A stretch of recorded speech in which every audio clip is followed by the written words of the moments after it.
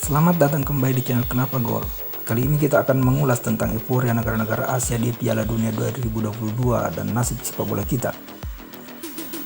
Tapi sebelum lanjut, jangan lupa subscribe bagi yang belum subscribe, agar Anda bisa menjadi orang pertama yang menyaksikan ulasan-ulasan spesial dari channel ini. Terima kasih. Oke, kita mulai. Piala Dunia 2022 Qatar sudah masuk di fase knockout. Begitu banyak kejutan yang terjadi khususnya oleh tim-tim Asia. Untuk pertama kalinya, 3 negara dari Konfederasi AFC berhasil lolos ke babak 16 besar. 3 wakil AFC yang mengejutkan dunia yakni Jepang, Korea Selatan, dan Australia. Di fase grup mereka menjadi pembunuh raksasa. Jepang melumat Jerman dan Spanyol, sementara Korsel mengalahkan Portugal dan mengeliminasi pemilik 2 gelar Uruguay. Australia sementara itu menumbangkan tim dinamit Denmark di babak penyisihan grup sebelum disingkirkan Argentina dalam laga menegangkan di babak 16 besar. Selain 3 negara ini, Arab Saudi juga sempat membuat kejutan dengan mengalahkan Argentina di pertandingan pertama fase grup. Sukses wakil-wakil AFC ini menjadi bukti keberhasilan pembinaan sepak bola di kawasan ini. Sayangnya, kita Indonesia tidak ada dalam daftar negara sukses tersebut.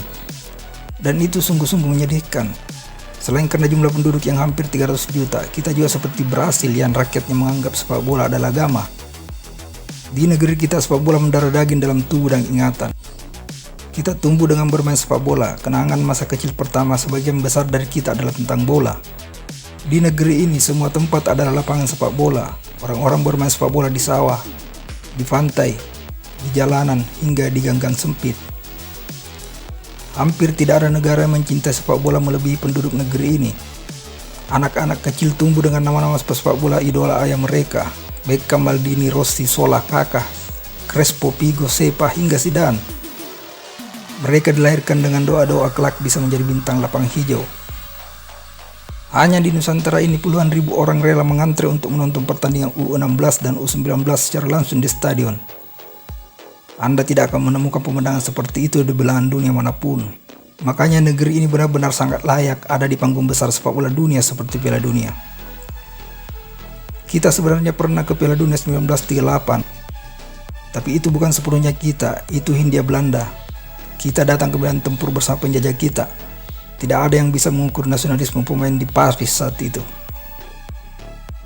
Kesempatan terbaik Indonesia sebagai negara merdeka pernah datang di Piala Dunia 1958. Rahman dan kawan-kawan saat itu sudah lolos ke babak kedua zona Asia Afrika. Selangkah lagi untuk bisa tampil di Swedia.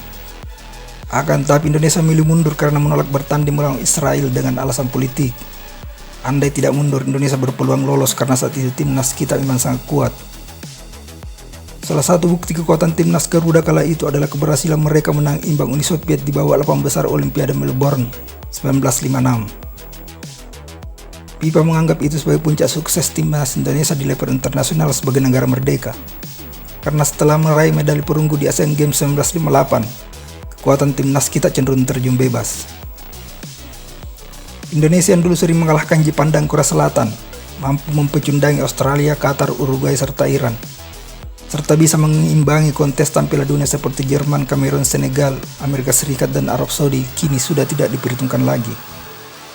Setiap kali kualifikasi Piala Dunia, paling banter kita hanya bisa lolos ke babak kedua seperti halnya untuk Piala Dunia Qatar tahun ini. Alih-alih bersaing untuk Piala Dunia, kita bahkan tidak mampu berprestasi di level Asia Tenggara. Terakhir kali Indonesia naik podium tertinggi ketika meraih emas SEA Games 1991. Setelah itu tidak ada lagi perayaan gelar yang bisa dibanggakan. Di Piala AFF, kita hanya menjadi spesialis runner-up. Kita kalah bersaing dari negara-negara yang dulu minder menghadapi tim Garuda. Degradasi kualitas dan prestasi timnas Indonesia disebabkan banyaknya masalah, mulai dari liga yang bobrok, pengurus federasi yang tidak becus dan cenderung ingin prestasi instan karena ingin dianggap paling sukses, mafia bola, gonta-ganti pelatih, infrastruktur yang tak memadai, pembinaan usia muda yang tidak berjalan dengan baik, hingga kurangnya dukungan pemerintah. Tapi tidak pernah ada kata terlambat, hanya saja kita harus percaya pada proses. Segalanya harus dimulai dari pembinaan usia dini, perbaikan infrastruktur, penataan liga. Dan paling penting kita butuh pengurus PSSI yang kapabel, mencintai sepak bola, dan jauh dari virus politik. Melanjutkan gaya lama yang cenderung amburadul tidak akan menghasilkan apa-apa. kita hanya akan menjadi seperti keledai yang jatuh di lubang yang sama. Generasi emas timnas Belgia muncul karena keberanian mantan Direktur Teknik Asosiasi Sepak Bola Belgia, Michael Sablon, yang melakukan perombakan besar 2006 silam. Cristiano Ronaldo dan Lionel Messi juga tidak turun dari langit begitu saja, lalu menjadi dewa sepak bola. Mereka bekerja keras, menderita dan berkorban sejak kecil. Ini memang pekerjaan berat. Kita bahkan mungkin butuhkan puluhan tahun untuk menikmati hasil dari proses itu. Tapi apa salahnya mencoba kalau di sana ada harapan? Kalau kita tidak bisa menjadi saksi keberhasilan proses itu, setidaknya kita tidak mewariskan kekacauan pembinaan sepak bola pada generasi-generasi berikutnya. Kalau dengan proses itu kita tetap tidak bisa lolos ke Piala Dunia 2034, 2038 atau 2042, setidaknya kita bisa kembali menjadi raja di Asia Tenggara sehingga masih ada prestasi yang bisa kita banggakan. Atau kalau kita memang merasa sudah tertinggal terlalu jauh, pesimis dan memilih untuk pasrah pada nasib, mungkin sudah saatnya untuk banting setir dan fokus pada pembinaan sepak bola wanita.